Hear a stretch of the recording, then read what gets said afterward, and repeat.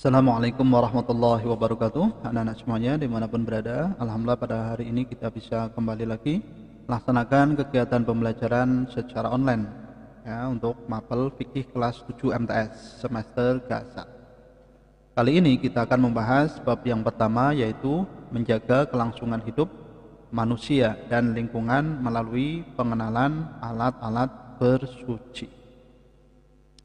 Ya, sebelum kita mulai, kita berdoa semoga kita senantiasa dalam lindungan Allah Subhanahu wa taala dan diberi ilmu yang bermanfaat. Ya, semangat terus dalam belajar. Anak-anak semuanya, kalian perhatikan, silahkan kalian cermati peta konsep berikut ini.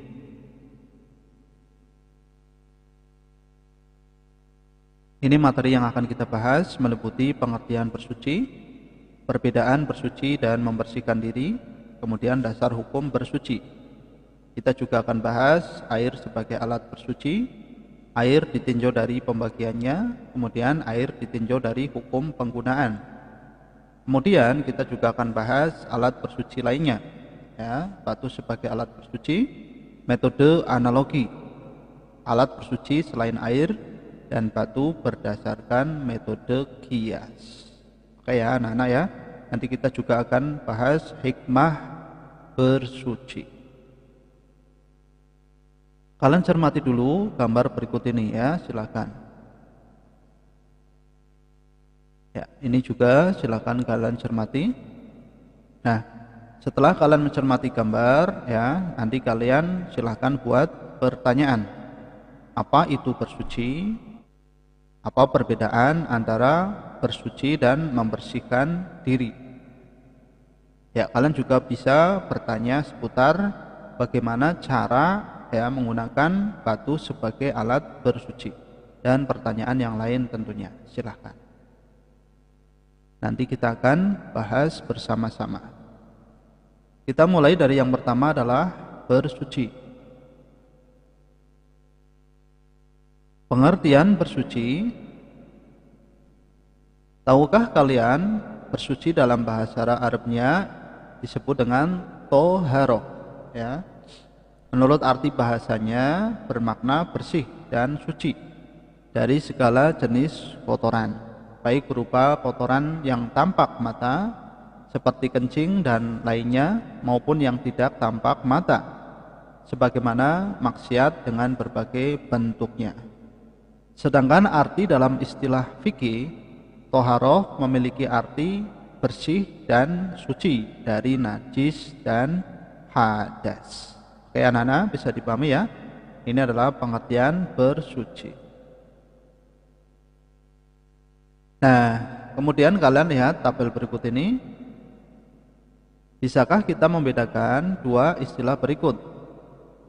Istilah yang pertama adalah bersuci dan istilah yang kedua adalah membersihkan diri. Ayo kita cermati tabel berikut. Ini perbedaan antara bersuci dan membersihkan diri. Menyertakan niat bersuci, iya. Membersihkan diri, tidak. Bertujuan membersihkan bersuci, iya. Membersihkan diri, iya. Tata cara diatur oleh syariat Islam melalui ketentuan fikih. Bersuci, iya. Membersihkan diri, tidak. Mengikuti pola hidup sehat, bersuci, iya. Membersihkan diri, juga iya. Nah, dari tabel ini kita bisa menyimpulkan perbedaannya adalah antara bersuci dan membersihkan diri. Kalau bersuci menyertakan niat dan ada tata cara yang diatur oleh syariat Islam, sementara membersihkan diri tidak. Bisa dipahami ya anak-anak ya? Kesimpulannya adalah bersuci sudah pasti menyertakan perbuatan membersihkan diri, tetapi membersihkan diri belum tentu termasuk bagian dari bersuci. Bisa dipahami? Oke, kita lanjutkan. Adapun dasar hukum bersuci, kalian bisa lihat dalam Al-Quran surat Al-Baqarah ayat 222. Mari kita baca bersama. Bismillahirrahmanirrahim. Innallaha yuhibbut tawwabina wa yuhibbul mutatahhirin. Yang artinya sesungguhnya Allah menyukai orang-orang yang bertaubat dan mencintai orang-orang yang mensucikan diri. Al-Quran surat Al-Baqarah ayat 222. Kalian juga bisa lihat dalam Al-Quran surat At-Taubah ayat 108 ya. Pak Guru bacakan artinya.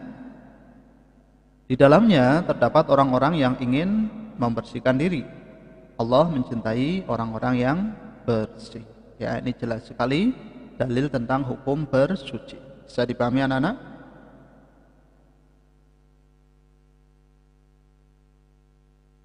Nah, sekarang kita bahas kedudukan air dalam bersuci.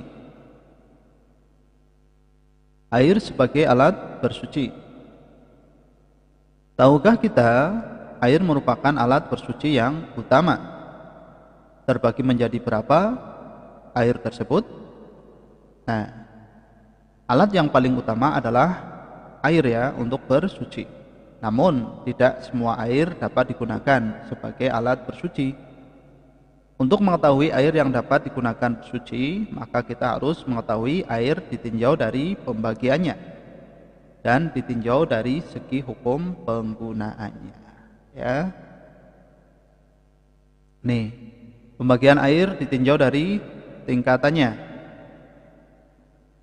Yang pertama adalah air suci dan mensucikan. Air ini disebut dengan air suci dan mensucikan, yaitu air yang jatuh dari langit atau bersumber dari bumi. Air mutlak dapat digunakan sebagai alat mensucikan benda-benda lain dengan syarat ketiga sifat yang dimilikinya, yaitu warna, rasa, dan bau tidak mengalami perubahan. Ya, ini adalah air yang suci dan mensucikan. Bisa dipahami ya?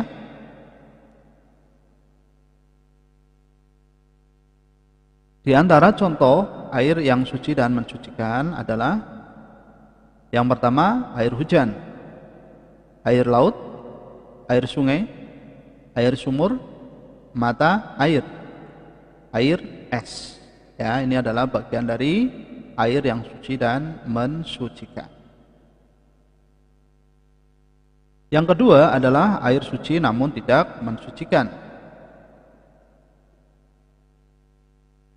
Air suci yang bercampur dengan benda yang suci sehingga menyebabkan berubah salah satu sifatnya, warna, rasa, dan bau, dan menghilangkan sifat mensucikan benda lain yang sebelumnya dimiliki oleh air. Yang kedua, air mustakmal, yaitu air yang sedikit ukurannya atau kurang dari 2 kulah dan bekas pakai untuk menghilangkan najis maupun hadas. Ya, jadi air mustakmal ini adalah air yang sudah digunakan untuk mensucikan najis atau hadas. Nah, kemudian ada air yang keluar dari tumbuh-tumbuhan, baik yang mengalir dengan sendirinya atau disengaja. Ya, oke, ini adalah air yang suci namun tidak mensucikan. Ya, seperti air kopi, air teh itu kan sudah berubah warnanya ya, jadi tidak mensucikan. Kemudian yang ketiga adalah air mutanajis. Air mutanajis adalah air yang volume sedikit ya, air yang volumenya sedikit dan terbatas, yang terkena atau bercampur dengan benda-benda najis dalam berbagai tingkatannya. Ada najis mukhafafah, mutawasitoh, dan mukhaladoh. Air jenis ini terbagi ke dalam 2 bagian. Yang pertama adalah air dalam jumlah sedikit yang mensucikan dan kejatuhan najis, tetapi sifat-sifatnya, warna, rasa, dan baunya tidak berubah ya. Walaupun tidak berubah, tapi karena kadar airnya sedikit tetap dihukumi mutanajis. Yang kedua, air dalam jumlah sedikit yang mensucikan dan kejatuhan najis, namun salah satu sifatnya menjadi berubah. Yang ketiga, air yang volumenya sangat banyak atau melebihi 2 kulah dan kejatuhan air yang mensucikan dan berubah atau tidak berubah sifatnya ya. Ini adalah air mutanajis. Bisa dipahami anak-anak? Oke, selanjutnya alat-alat bersuci selain air. Nah, kalian perhatikan ya, apa saja? Yang pertama adalah batu sebagai alat bersuci. Pernahkah kita mengalami setelah kencing ya atau berak di tempat tertentu ternyata tidak ditemukan air untuk mensucikannya? Ketika berjalan di tengah hutan atau tempat-tempat lain yang gersang, terkadang kita tidak menemukan air untuk bersuci. Ketentuan fikih memperbolehkan penggunaan batu. Ya, jadi kalau tidak ada air dalam kondisi tertentu, kita boleh menggunakan batu. Cermati syarat-syarat berikut. Yang pertama, menggunakan 3 buah batu. Yang kedua, batu yang digunakan dapat membersihkan. Yang ketiga, belum mengering. Yang keempat, belum berpindah. Yang kelima, tidak bercampur ya dengan najis yang lain. Kemudian tidak meluber ya, maksudnya kotoran atau najisnya tidak meluber. Kemudian batu dalam keadaan tidak basah. Dan batu dalam keadaan suci ya. Ini adalah syarat-syarat bersuci dengan menggunakan batu. Bisa dipahami ya anak-anak ya? Oke. Nah, menggunakan benda padat selain batu. Bolehkah menggunakan benda padat selain batu? Tentu boleh dalam keadaan tertentu. Tahukah kita dalam kondisi tidak ada air yang suci dan mensucikan dan tidak ada batu sebagai alat bersuci, maka diperbolehkan mensucikan kencing atau berak dengan menggunakan benda-benda lainnya dengan tujuan mewujudkan kemaslahatan. Hukum fikih memperbolehkan melakukan analogi atau kias yang menghasilkan kesimpulan ada tidaknya pengganti batu sebagai alat bersuci ya. Kalian cermati ini ya. Ini ada tisu, ada batu ya, ada air mutlak, dan ada kayu, kemudian ada daun kering. Ya, jadi selain batu bisa menggunakan tisu, daun kering dan juga kayu. Oke, anak-anak. Adapun hikmah dalam menggunakan alat bersuci adalah bersuci dan menjaga kelangsungan hidup manusia ya. Dengan bersuci kita akan menjadi semakin bersih ya. Kemudian kita juga bisa menjaga kelangsungan hidup manusia ya, karena kita menjaga kebersihan dan kesucian. Tentu ketika kita mau beribadah juga harus suci. Kemudian bersuci dan menjaga kelangsungan hidup ekosistem ya. Dengan kita bersuci kemudian menjaga kebersihan lingkungan, maka kelangsungan hidup di lingkungan kita akan tercapai ya. Insya Allah seperti itu. Jadi ketika kita rajin bersuci, rajin membersihkan diri, maka akan tercipta kesehatan. Dan yang lebih penting adalah ibadah kita tentu insya Allah menjadi sah dengan bersuci. Dan insya Allah lingkungan kita akan menjadi kondusif ya, karena kita sudah terbiasa melatih diri dalam menjaga kebersihan diri sendiri dan kebersihan lingkungan. Anak-anak, silahkan kalian terapkan ya dalam kehidupan sehari-hari. Biasakan untuk bersuci dan membersihkan diri serta membersihkan lingkungan kalian. Baik, setelah kalian mendengarkan penjelasan Pak Guru, silahkan kalian kerjakan latihan soal berikut. Apa yang dimaksud dengan air yang suci dan mensucikan? Sebutkan 3 jenis air yang suci dan mensucikan. Jelaskan pengertian bersuci. Tulislah dalil tentang bersuci dan sebutkan syarat-syarat bersuci dengan menggunakan batu. Silakan kalian kerjakan. Baik anak-anak, terima kasih telah menyimak video ini dari awal sampai akhir. Insyaallah kita akan lanjutkan pada pertemuan yang akan datang. Terima kasih, mohon maaf atas kekurangannya. Assalamualaikum warahmatullahi wabarakatuh.